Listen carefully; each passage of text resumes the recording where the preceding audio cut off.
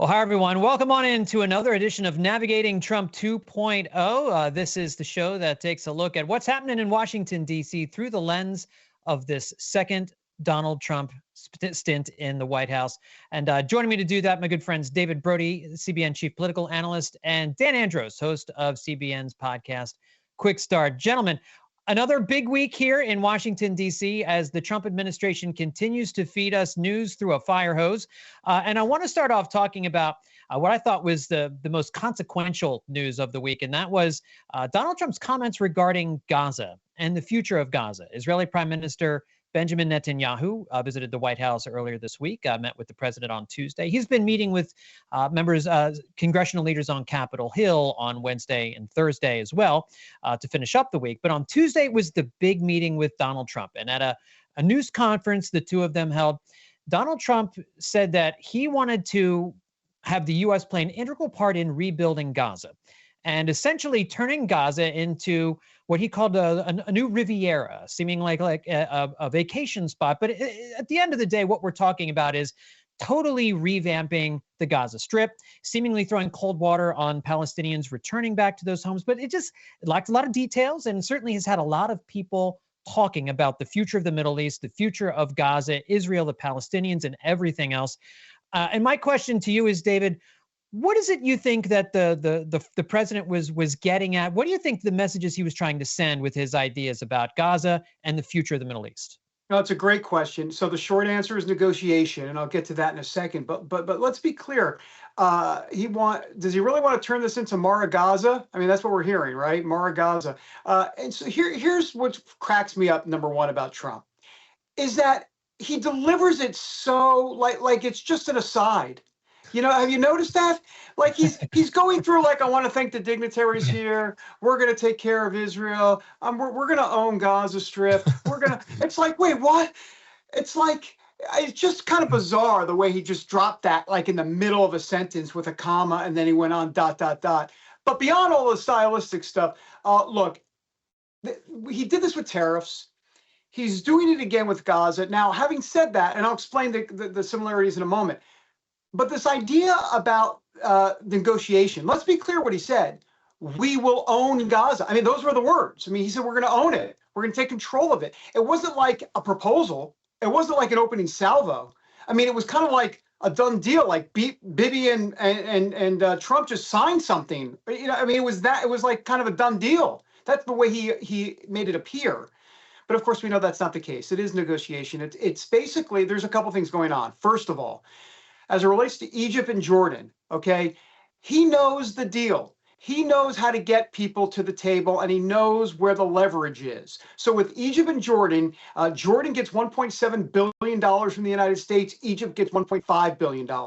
He knows that they need the United States money. So therefore, he's going to put pressure on them to kind of pony up, if you will, as it relates to taking Palestinians, number one. That's very important because he did the same thing with tariffs, right? He knew that the United States could survive a hit against Canada and Mexico, but Canada and Mexico's GDPs would have been gonzo.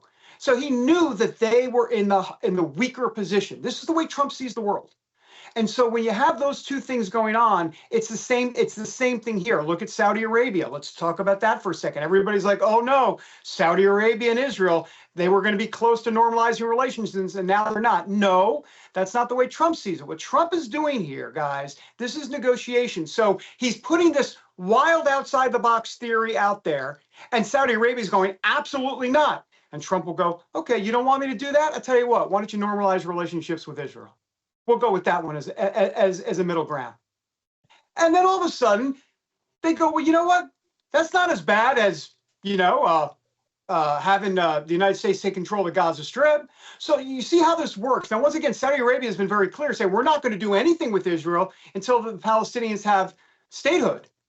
But now that Trump has thrown this into the orbit, it then dials that back, and maybe you have normalization between Saudi Arabia and Israel, which is really what Trump wants for legacy. But beyond that, financially, I think it'll help the United States as well. And there's a lot we can talk about with that. So that's a long answer to simply say it's all negotiation. It's all the art of the deal. Look, everybody talks about what's his philosophy, conservative, liberal. He's not liberal, but conservative or this or that, populist. Forget all that.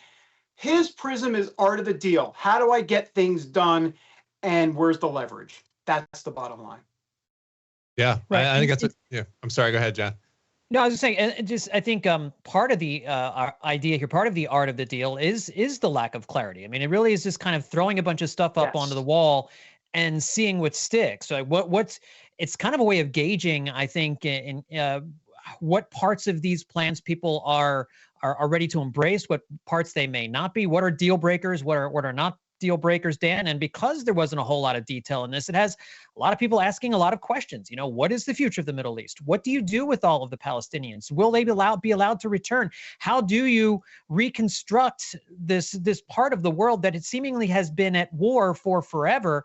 And I think David's point is right on the money, Dan. Like this, he is trying to negotiate these different kinds of things, but it does throw the region into a little bit of an upheaval. Maybe that is what is needed there, to be thinking outside the box. That seems to be what Prime Minister Netanyahu is saying about this kind of a deal. But it does sow a little bit of chaos, and it does sow a little bit of confusion in this part of the world that has seen a lot of it the last year and a half.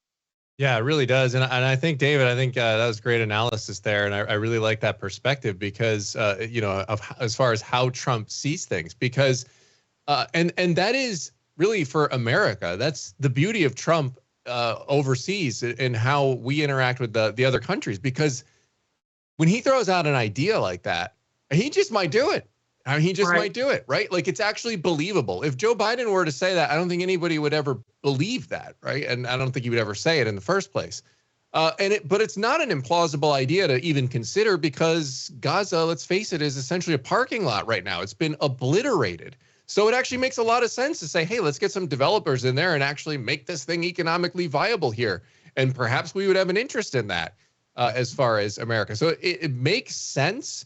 But we know how a large portion of the Middle East population feels about America. They're chanting death to America, death to Israel all the time over there. So even if, like, in practicality, in reality, if Trump, let's say he did go ahead with that and say, all right, you don't want to play ball with me, then we'll develop it.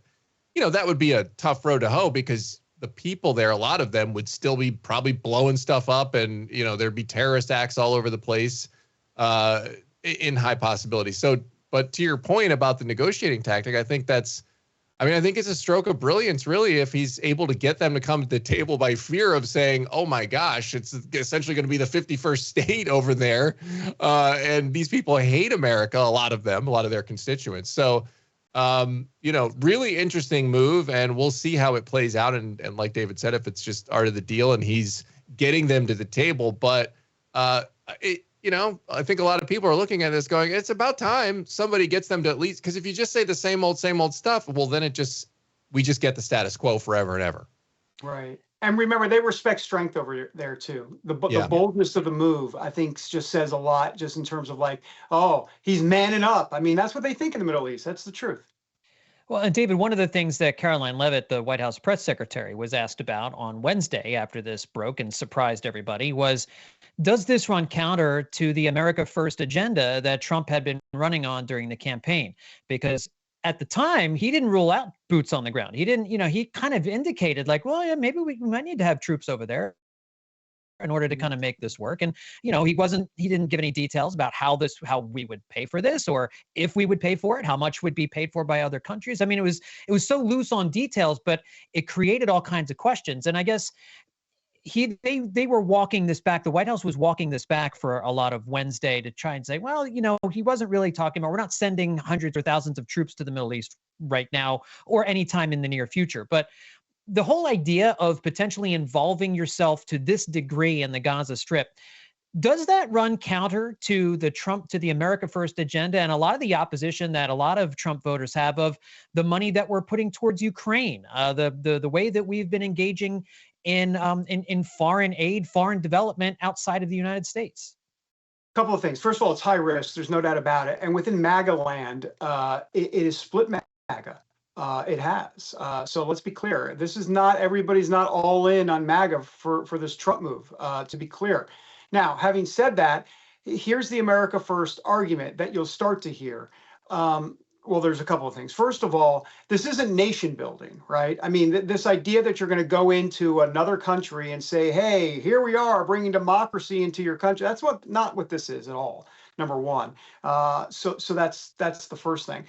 But let's remember about the Leviathan oil fields. Okay, the Leviathan oil fields are right there next to the Gaza Strip, right there in the Mediterranean. I mean, there's so much energy, so much oil, so much production that is there specifically. And guess who it's run by? Wait for it, Chevron. So look, Donald Trump understands, everybody likes to kind of lampoon him and just say, he doesn't speak the way you're supposed to speak and all that. He's playing four-dimensional chess here. He knows that Chevron controls that Leviathan oil field. He understands that there's money to be made because Trump thinks about the deal and he also thinks about money. All the time he's thinking about money. And as he would like to call it, it's great beachfront property. So the point is you put it all together and there's going to be ultimately some financial incentive for the United States to be there to therefore, quote, make America great again and put America first. Now, am I advocating for that? Well, first of all, I don't advocate at all, but my analysis is simply that is what I think you'll start to see from the Trump administration ultimately, that they'll say, look, if we go down this route, it's going to benefit America because of X, Y, and Z financially. And they might talk about the oil fields, they'll talk about other things. And I think that's soon to come out. It hasn't come out yet, but as we here at Navigating Trump 2.0, we are ahead of the curve, we like to say. Always try to be anyway. I want to move on, and I want to talk about the National Prayer Breakfast, which took place this week. President Trump spoke at the National Prayer Breakfast, and one of the pieces of news that he made at the National Prayer Breakfast was the creation of a White House faith office. It would be headed by Paula White, who is an American televangelist, an apostolic leader in the independent charismatic movement. She has been the chair of the Evangelical Advisory Board to Donald Trump's 2016 campaign. Dan, do we have a sense as to what this White House faith office will be charged with? Do you get a sense as to exactly why it's being created and what it will do? Well, it seems like, at least given from what I've seen, is that the function is to work sort of hand in hand with Pam Bondi and the DOJ, and then sort of rooting out what they perceive to be anti-Christian bias that's been going on under the Biden administration and even previously under the Obama administration, something that's maybe been a little bit entrenched in the government. And so the specifics on exactly how that will look are probably still up in the air a little bit, or at least not made overly public to as far as the details go on that. But it's certainly an interesting move. And, as somebody who covered the Mark Houck story in-depthly, I think, and there's lots of other stories. We know about the FACE Act abuses, with pro-life protesters who are getting thrown in jail, getting these absurd sentences that just seem to be completely disproportionate from the crime, labeling Catholics,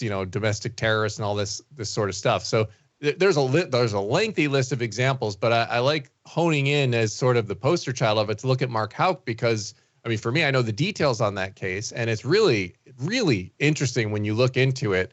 That case was essentially over a minor altercation that happened between Mark Houck and a Planned Parenthood volunteer and one of these escorts that walk people into the clinic. Very, very minor. All that got thrown out in local court. In fact, the guy didn't even show up to his court cases multiple times, and then it got just thrown out. And so where it gets really interesting to me, John, is why did the feds pick this case back up? It was over and done with, minor altercation. Out of nowhere, the feds come in and just say, you know what, we're going to pick this thing back up, and we're going to take it, and we're going to press charges on these. He says, I'll turn myself in. We think these charges are bunk, but I'll turn myself in anyway. What's he get met with? 30 federal agents at his house, guns drawn, with all of his terrifying his family and kids. So who made that call? Who's the one that picked up the phone and said, you know what, we need to pick this back up? And the experts were telling me at that time that the feds don't pick up a case unless they're 99% sure they're going to win that case. And when legal experts looked at this case, they're like, there is no case here. They're going to lose. And they did lose. So why were these norms abandoned? Why did the federal government, who made the call to say we need to do this case? And I think those are the answers that Pam Bondi, I think, is going to be looking for in all of these cases, not just Mark Houck, but all the other ones as well. Was there politically motivated reasons for them doing this? And do they have evidence to uncover that directly ties maybe certain people in one of these former administrations to those things? So I think that's going to be what they're looking at a little bit. And, I think the office maybe will be kind of protecting that going forward to make sure that that's rooted out. And let's remember also, guys, that there were at least 100 instances of Catholic, whether it be churches or pro-life centers or charities, burned, arson. There were violent attacks. And of course, here's the rhetorical part of the question. How many arrests were made? Zero. And so then you put that up against what was going on with the pro-lifers, and it just kind of goes into this idea of the anti-Christian bias that Donald Trump talks about, and what this task force will be assigned to do under Pam Bondi. Well, and the IRS, we didn't even touch, David, on the IRS instances too, going after the nuns, going after religious hospitals and things, trying to make them do things against their religious beliefs. There's so many things. And then you go back to the Obama administration when they were going, the IRS and Lois Lerner were going after, tax exempt organizations and just they're making things difficult for them. So this has been going on for some time now, and it ramped up during the Biden administration. And John, just real quick to Dan's point, I think this faith office will be a conduit to some of that activity. But beyond all of this, just remember that there was a faith office back in his first Trump administration. It started in 2018, a couple years in. This is already just in the first 3 weeks. So it's already, everything's sped up in Trump 2.0, no doubt about it. But so the White House Faith Office will be kind of coordinating, I think, a lot of that effort. And also it will once again get evangelicals kind of back in to the White House as it relates to having, I don't want to say Oval Office privileges, but close to it. I know Paula White does have Oval Office privileges, or she used to. I don't know if she still does. But it just gives evangelicals another seat at the table and more of a direct line to the president.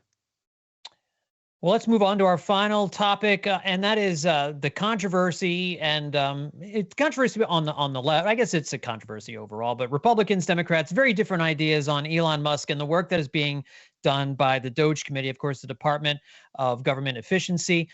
Lots of headlines this week about DOGE. It's almost too many to keep track of. Here's, as we're recording right now, and try and give you the bullet points here. Some protests this week over DOGE's efforts to really spearhead closing down USAID. Democratic lawmakers are enraged over DOGE being given access to Treasury Department payment systems. The Treasury Department says they were read-only privileges. A federal judge has restricted but not banned DOGE from using these systems, or limiting the number of people on the team who can use them. Democrats say DOGE and Musk are given access to sensitive and private information of thousands of government employees. They're basically calling it identity theft in some cases. DOGE is reportedly combing through expenditures of the Department of Education now, as well as the Medicare, Medicaid services payment systems. The question, the thing that Democrats are wondering is, Musk was not elected. This is the argument. Musk was not elected. His, I think it was a Democratic congressman yesterday who said Musk and his hackers were not elected to the White House. Donald Trump was elected to the White House. They don't have a right to do this. They don't have they shouldn't have the right to look at Americans' private information. So, David, do the Democrats have a point here? Is Musk and DOGE, are they overreaching, or are they doing what the president of the United States has told them they should do, and they should be allowed to move forward? Well, I like to see the evidence that Musk and his teenage hacker friends, so to speak, I'm making fun of the hacker aspect of it, actually have in their possession that sensitive information regarding Social Security numbers and information on every single American in the country, or whatever, even if it's one American in the country. I mean, do they have it? I mean, that's what we've heard from who? Wait for the source. Democrats, liberals are saying that. We don't know if that's true. Do we have any evidence at all that is true? Because that raises the stakes. I mean, that changes the dynamic, I think, for sure. I do think we should mention something very important here. Elon Musk and his team, if you will, and we'll put the sensitive information aside for a second. And even the read-only stuff, let's put that aside for a second. They're not going in there to actually go ahead and say, you know what, I tell you what, that program, delete, that program, delete. They're not doing anything. Their job is to find it. And when they find it, the recommendations go to, whether it be President Trump, sometimes it'll go to Congress, whatever it is. That's my understanding, unless you guys correct me if I'm wrong, but that is what my understanding of this is. And if it's anything more than that, well, obviously that's a problem. I mean, Elon Musk has not either A, been confirmed by the Senate, or has any sort of official role. I know he's a special government employee, but he's not an official, he doesn't have an official position inside a U.S. department or an agency. So obviously that would be concerning. But having said that, if he's just going in to do his job, which is what Trump wants him to do, and Trump's the executive of the country, the #1 executive in the country, he's got the right, Trump has the right to appoint Musk to do it, and Musk can follow those orders. Now, what the leeway, I think, is what we're really talking about here. Should he be able to do it? President Trump's the executive, the #1 executive in the country. I mean, I guess my point here is that if he's going into sensitive databases and deleting, you know, $100 million for X program, obviously, hello, we all know that's a problem, but that's not what he's doing. He's looking for evidence to recommend the cuts. That's the way I see it, Dan. Yeah, no, and I think that's the way I see it too. And like, I don't see a problem with making recommendations and then the administration then follows through on those recommendations. I mean, I think most Americans would agree that it's well past due that our federal government had to look under the hood at our spending. I mean, we've all seen, it's been going on for years and years and years, where every year we see what do they call it, David? The list of crazy things that people spend. The Citizens Against Government Waste, the pork, the pork stuff. Yeah, and there's always just absurd stuff in there. And so anytime you have any organization as large as something like the United States federal government, there's going to be waste. So what is wrong with going in and root it out? And I think a lot of these Democrats that, you know, we're seeing this USAID stuff going on, and you know, we'll see how much corruption there is there, but it sure looks like, at least on the outset, that there could be a lot. And then you start looking under the hood, and then I think Democrats and those who are supporting keeping all of this spending are in a tough spot, because it's kind of like we're uncovering these things that maybe look odd to the American people. Like, why is, you know, Politico getting tens of millions of dollars or whatever it is to, you know, from the federal government, these different agencies? Like, why are they getting that? Huh? What's going on there? And then you stand up and say, oh, no, we can't be looking in there. It puts you in a tough spot, because it makes you look guilty. You know what I mean? And then seeing Hillary Clinton, I have to point this out, because I was actually kind of thinking, I wonder if she got hacked on this, when she said something to the effect of, she essentially tried to blame the plane crashes on Trump by saying, like, oh, you get in there and slash all this stuff and then planes crash, which I thought was a little egregious. But then she also made a comment about how Elon Musk and his teenage, you know, hackers that we're talking about here don't know anything when it comes to, you know, the FAA, and everyone's just responding with him literally landing rockets by themselves. So, like, no related experience, you say? So yeah, I don't have any problem with the recommendations, and I think you know, this is another Overton window sort of situation. You know, push, like, because I think American people deserve to see what's under the hood here and where their tax dollars may be being misspent. And John, let me just say one thing here. What do people really have the issue with on the left? I think they have a problem with that it's unconventional and it's different. In other words, is it illegal? Well, I don't see anything illegal at this point. I mean, we can have that discussion as we move forward.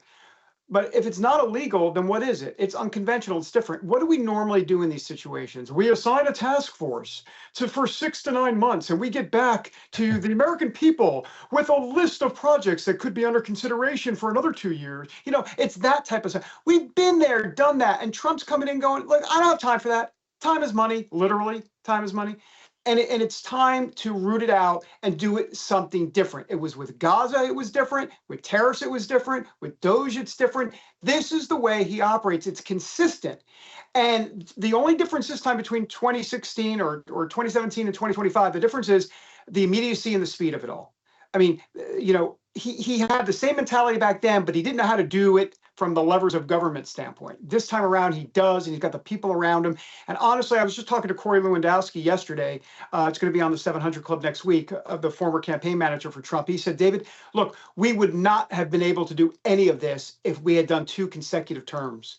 But because we had 4 years in the wilderness, if you will, we plotted, that was the word he used, we plotted, and we had the strategy, and we figured out what to do and get the right people around them to do it. And that's exactly what they're doing. So they would have not been as successful if it would have been 2 terms in a row. It's an interesting point, and I think he's right.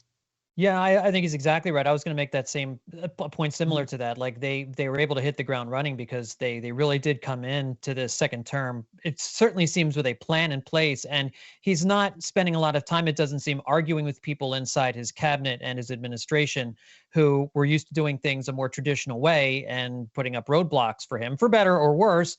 Yeah. He has the people around him to do what he wants to do and to carry things out.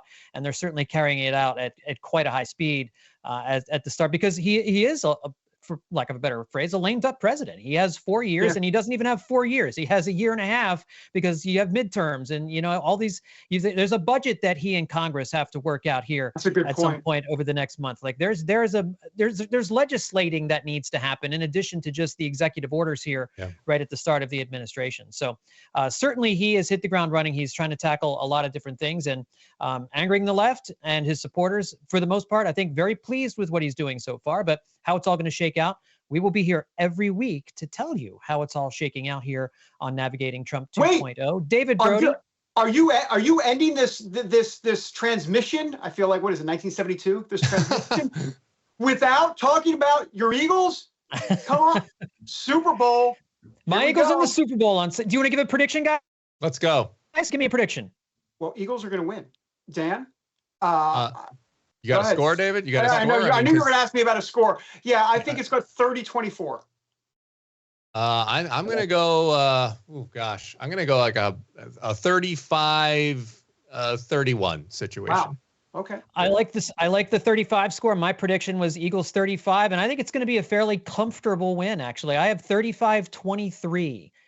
Eagles over the Commanders in Super Bowl 59. Revenge. Deny Mahomes that 3rd Super Bowl, guys. It's you got to get it done. What percentage of Philadelphia burns down after if they win? Just kidding. No, because the mayor asked them not to climb on stuff, so they're gonna, of course, nobody's gonna climb on anything if they win. I'm just checking. Right. Yeah, there's a good chance that if they win, more of the city burns down. It's really kind of a, you know. Yes. I think that's not real true. sure. It's a Philly thing. It's a Philly thing. It's a Philly thing. That's how we roll. Whatever. That's how we roll.